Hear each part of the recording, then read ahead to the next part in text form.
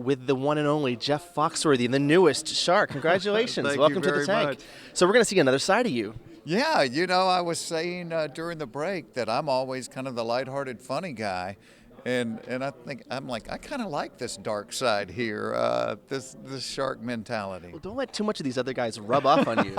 No, I won't. But it's fun. I mean, I'm in show business and I love comedy, but it is show and business, and there is an art to running your business, and so that's what this is you're sitting there listening to people, and I was just saying, you see somebody get emotional because they're so invested in this, and your heart goes out to them. But at the end of the day, it's like, yeah, I feel bad that you want this thing to be big, but I can't give you my money.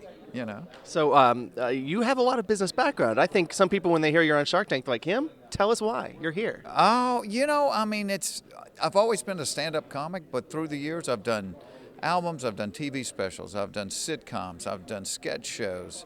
Don't you have a barbecue sauce? I've got barbecue sauce, beef jerky. Been doing calendars for 20 years. I've written 28 books. So you've got a whole empire, a Foxworthy empire. Well, there's a little mini Foxworthy empire Absolutely. there. And you're probably a king of merchandising. You know all about it. Yeah, well, we've always done the T-shirts and the hats and the other things, and so I mean, it's a business. One thing though, Barbara Cochran last year bought in on a barbecue sauce here on this show. I wish I had bought in on the barbecue sauce that Barbara bought in on, because it's doing great. Have you had it? No, I haven't had it, but we were talking about it, and they went from 20 stores to they're over 1,000 now, so that was a wise investment for her. Yeah, pretty good. What are you looking for this season while you're here? What is there kind of a product that you want to see more than another? You know what? No, not really. What I want to see is I've always looked at, you look for gaps. You look for a gap in the marketplace where somebody has an idea that fits an open spot. Where you're not having to fight other people for it, but you've got something unique. And that's kind of what I've always been, as an idea guy, sitting there looking and going, all right, where is there a gap that somebody's not filling? And would you say you're also a shrewd businessman? I try. I do try.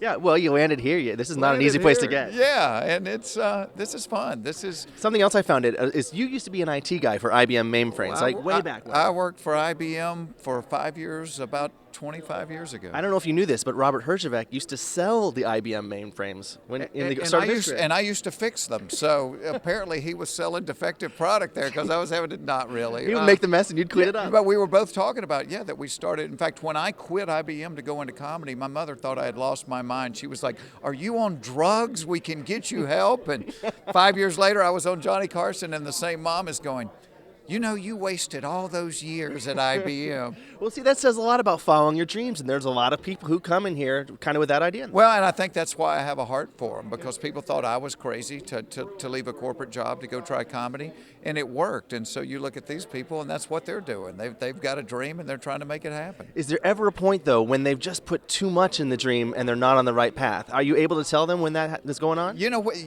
It's very hard, but when people get more emotional than practical, that's where the danger is. You always need to try to step back and look at these things unemotionally and go, does it make sense or does it not? Because when you become emotional, you can lose a lot of money in a hurry. I think that's a pretty good lesson, and maybe you'll be the nice shark. You can teach them that. Yeah, exactly. They need some of that, don't they? A smile once in a while. You get in on that barbecue sauce. Yeah, I'm going to see what I can do with Barbara on that one. Thanks for spending a little time with us. This is Jason Cochran from Aftershark with Jeff Foxworthy.